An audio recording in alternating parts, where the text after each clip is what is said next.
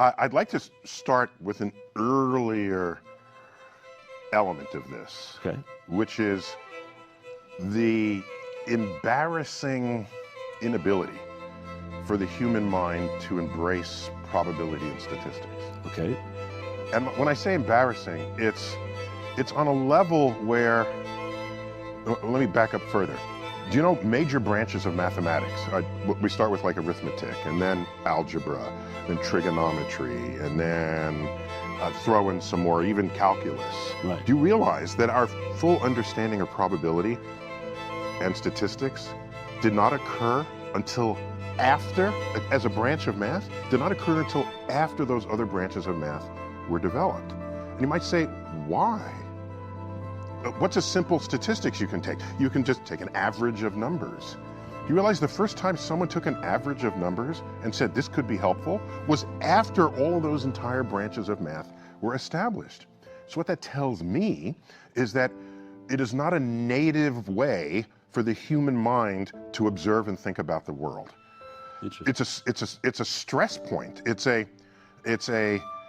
Your intuition you want to rely on rather than a pure statistic. And that gets us into trouble. Right. Because our feelings matter so much to us. Right. And in the face of raw statistical data, it's so easy to say, I'm going with my feelings. Right. Because I trust my feelings on this.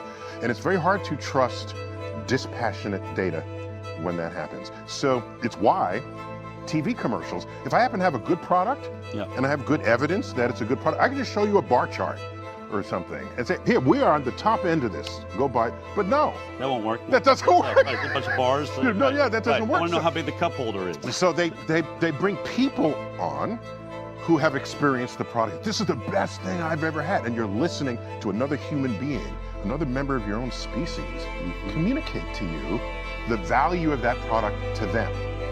And we respond so much more to that than to pure statistics that it leaves us vulnerable in a way.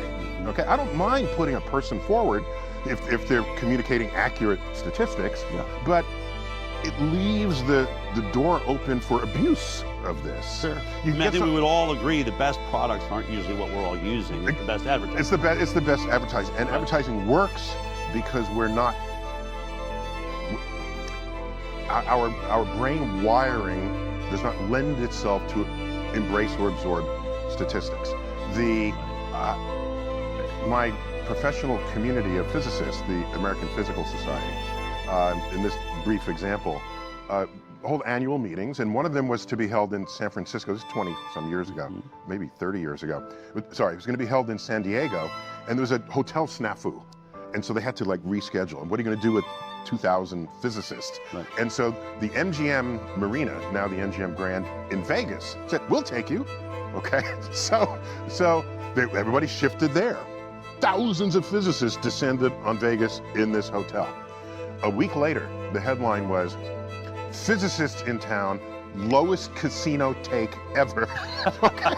And well, did we just know the odds better? No, no one bet. Right, they're just too smart to go to the Okay, because there is an entire industry within us, in society, that has arisen to exploit your inability to think statistically, and it's called casinos. You have people rolling dice, and they'll throw the dice harder to try to get a bigger number, or softer to roll a lower. Ridiculous when you watch it, blow on it, people kiss. They blow on, kiss on it, yeah. You got it. Or you're standing too close. Sure. Yeah, right. And it's like, or they're in the roulette table, and why are you betting on 7 continually? Well, it's due. So how do you know it's due? Right. And the roulette table shows you the previous 10 rolls or so, and it's not there. And I say, no, it's not due. It's the same likelihood. Doesn't matter. It doesn't matter. So the fact that we even exploit ourselves at a level that takes our own money from a casino is run by human beings, and they know this. So that's foundational. Yeah. To so much of the intersection of science with the public. Right. Because if all I do is say, I found a new black hole, it's a headline, you read it, it's fun. Right. But if there's some analysis that requires statistical understanding of a result, that's where the problems arise. But that's where you've been so brilliant really throughout your career, is what you've done is you take this data, you take these statistics, you take the analysis. I try. And you've managed to sort of infuse it with some emotion, to actually make us care. You see that, okay. To actually make us care about the data, right? And that's been, I would say, your greatest talent for so many people, which is you're allowed to be passionate and care about things that you used to think were dry and unimportant or weren't affecting your daily life. You've shown us how the cosmos affects our daily life if we actually, and your passion about it is what has made you stand out. Most scientists, and I've met a lot of them, that wouldn't be their wheelhouse. Well, so thank you for noticing that, but what I find is when I invest that sort of, I don't want to call it so much emotion, but passion. Okay, yep. Passion is, I think, like in the rounds of pundits who are out there, typically when there's passion or emotion invoked, they're trying to impart an opinion on you, or hand you their opinion. And so when I bring passion to something that is objectively true, there's a first urge for someone to think, oh, that's just their opinion, because they see the emotion. Because we all have, our emotions are driving our opinions with intensity often. So I come at it with intensity, but no, it's just how I feel. I was I was on a panel last night actually at a thing, and I spoke about like truth, and this, it was a panel on media and new media, and I was like, you have to just focus on the truth. And then someone said, but there is no single truth. That's your truth. There are, and so let me put that to you. The word truth is really getting bantered about. Is there, he made the example that a train wrecks and 99 people survive, one dies. What is your headline? I was like, what are you getting at? It's like, well, you could say one dead or 99 survived, miracle. Those are two different truths. But to me, like what you have put out is when we look at science, the idea of science is that it has used some sort of methodology to get to an indisputable truth. Is that how you describe it, or help me understand how you see truth? That was the name of a funk band in the 70s, the Undisputed Truth, by the way. So I spent some effort thinking this through, so I'd like to share it with you and how I organized the thoughts.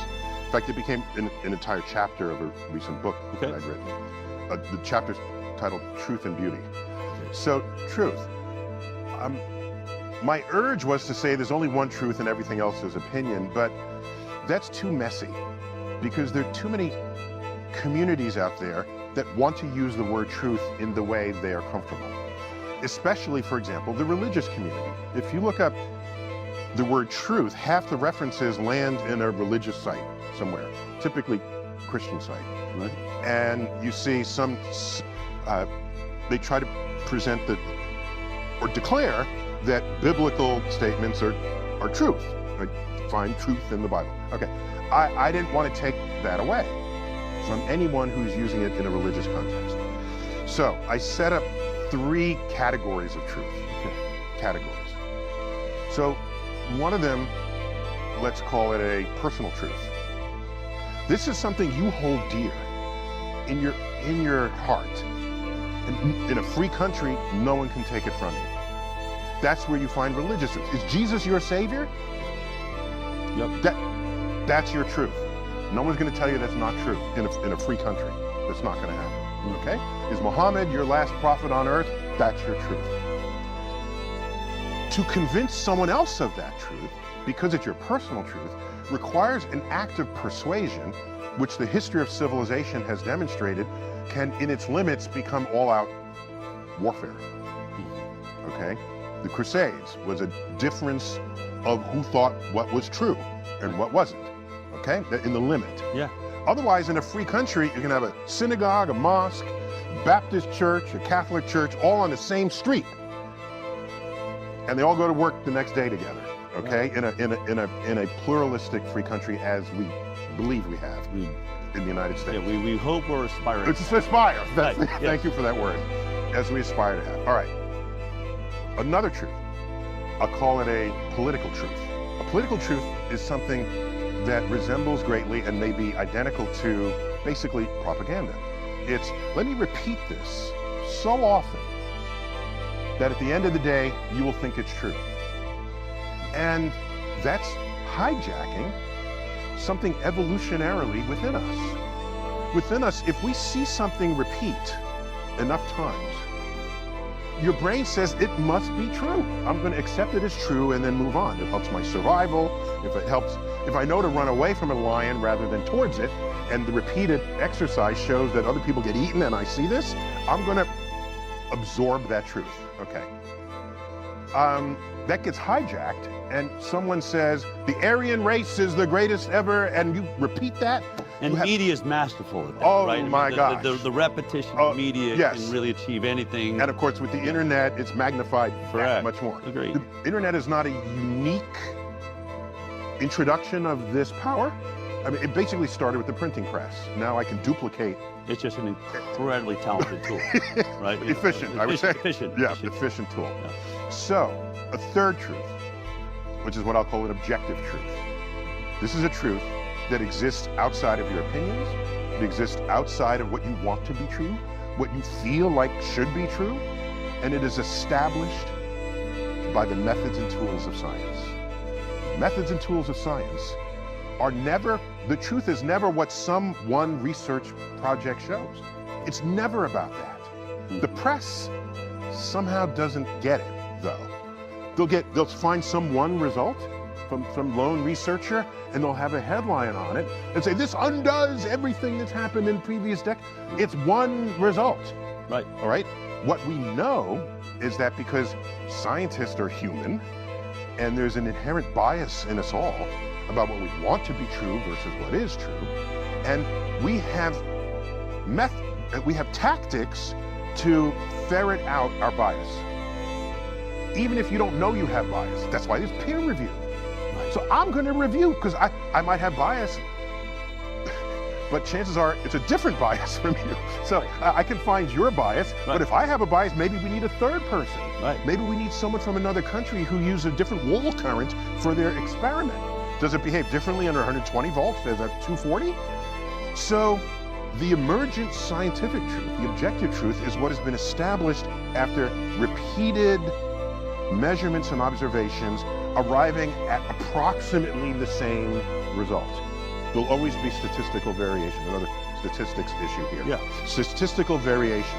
And so if it's leaning this way instead of that way, go that way, because that's the direction the new emergent truth is coming from.